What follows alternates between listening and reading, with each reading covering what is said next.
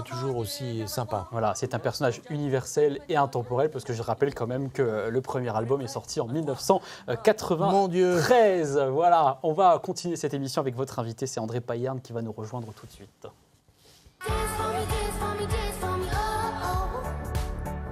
I never seen anybody do the things you do before. They say, move for me, move for me, move for me, hey, hey. And when you're done, I'll make you do it all again. They say, André, vous êtes le président et fondateur de l'association Ma Chance, moi aussi, qui est implantée à Chambéry. Vous êtes le choix de Jacques Glénat ce matin. Comment vous vous êtes rencontrés tous les deux ? Eh bien, j'avais entendu parler de tout ce que vous faites parce que vous êtes un homme formidable.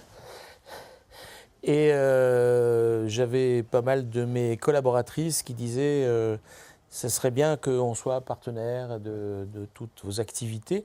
Ce que nous faisons notamment au niveau de la lecture, puisque nous proposons que les salariés de Glénat, les employés de Glénat, aillent lire des livres aux enfants, parce qu'on sait très bien que donner un livre à un enfant qui n'a pas envie de lire ou dont les parents ne lui ont pas appris à découvrir le livre, ça n'a pas d'intérêt. Tandis que quand on le lui lit, au début, il est un peu réticent, voire Il va être plus excité, attentif. mais il devient vite attentif et vite il devient participatif au lecteur. Et c'est ce que nous voulons, nous, c'est que les enfants lisent. Alors les enfants que vous évoquez sont dans les quartiers prioritaires de la ville. Quel constat est à l'origine de la création de votre association Ma Chance, moi aussi ? Oh, écoutez, moi j'ai une vie d'industriel dans le monde de la métallurgie, en particulier à Chambéry, et j'avais un certain nombre de salariés, en particulier d'origine immigrée, qui bien sûr en France habitaient le quartier prioritaire de Chambéry-le-Haut. J'étais proche de mes gens, et ce qui m'a amené depuis très longtemps à m'intéresser aux 1300 quartiers prioritaires métropolitains, jusqu'au jour où, c'était en 2013, je lis une étude qui analyse l'évolution des indicateurs sociaux de ces 1300 quartiers sur 40 ans. Bon, c'est rapide, aucune évolution positive. Notamment parce qu'un jeune sur deux vit sous le seuil de pauvreté dans ces quartiers, Oui, un jeune sur six en situation de décrochage scolaire, oui. et enfin un jeune sur trois n'est ni en formation, ni en études, ni en emploi. Ça, c'est le rapport de Jean-Louis Borloo qui donne ces chiffres-là. Et donc, vous avez eu envie d'agir. Voilà, j'ai trouvé ça scandaleux, c'est inacceptable, une telle fracture dans notre pays.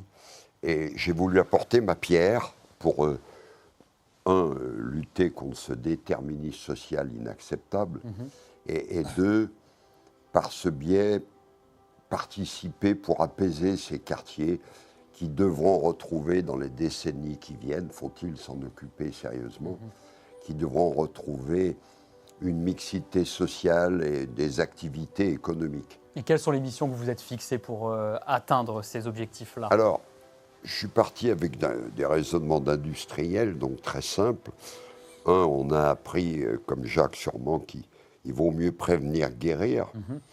Donc, s'intéresser aux enfants. Et puis deux, quant à s'intéresser aux enfants, il faut naturellement s'intéresser à ceux qui sont le plus en risque, le plus en vulnérabilité. Et là, c'est une lapalissade, mais qui n'a pas encore sauté aux yeux depuis des décennies de beaucoup. C'est les enfants qui vont aller dans le mur de leur vie, peut-être de notre société, sont les enfants bien souvent qui sont dans des familles en difficulté éducative. Donc nous ne ciblons que les familles en difficulté éducative. Quand vous dites nous, quels sont les bénévoles qui vous accompagnent ? Alors il y a très peu de bénévolat, sauf dans les cas comme celui que citait Jacques, où là on va trouver des gens professionnels qui viennent apporter un plus à notre organisation, qui n'est que dans le modèle entrepreneurial bien sûr, et avec que des professionnels. Et comment vous identifiez les jeunes qui ont besoin de votre aide ? Alors on n'identifie pas les jeunes, on identifie les familles, la cause. Les familles en difficulté éducative. Et ça, c'est très simple. Quand on arrive dans un quartier, nous, on démarre avec des enfants, on les prend à 6 ans. On va voir l'instituteur du quartier qui a des enfants de 6 ans. Et ces instituteurs, ils voient très vite qu'un enfant a des familles en fragilité éducative, qui n'apportent pas le cadre éducatif, une difficulté à gérer leurs émotions.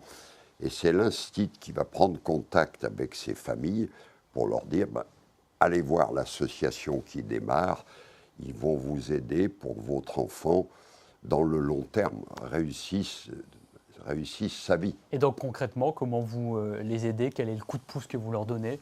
Alors, on les prend donc à 6 ans, on va aller les chercher tous les soirs, on a un local implanté au milieu, naturellement, du quartier.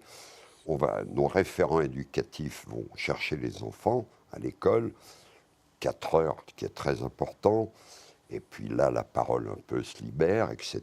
Puis après, il y a 2 ateliers, un atelier devoir, renforcement, avec des instituts vacataires, et un atelier, l'autre 3/4 d'heure, un atelier d'éveil culturel, car il faut absolument que ces enfants s'éveillent à tout ce qui les environne, les entoure. Et les résultats sont plutôt positifs? Alors, on a des résultats. On vient de sortir, on va avoir 10 ans l'année prochaine, et on vient de sortir une étude par une société spécialisée, mesure d'impact. Alors, mesure d'impact, on l'a faite pour l'instant sur le cursus 1, puisque le cursus 1 va de 6 ans à l'entrée en 6e. Et là, on s'aperçoit qu'effectivement, les enfants ont fait un pas important vers le travail et le plaisir de travailler, de la découverte, vers le respect des cadres, vers le respect des autres, vers l'ouverture aux autres, la confiance en eux qui est essentielle.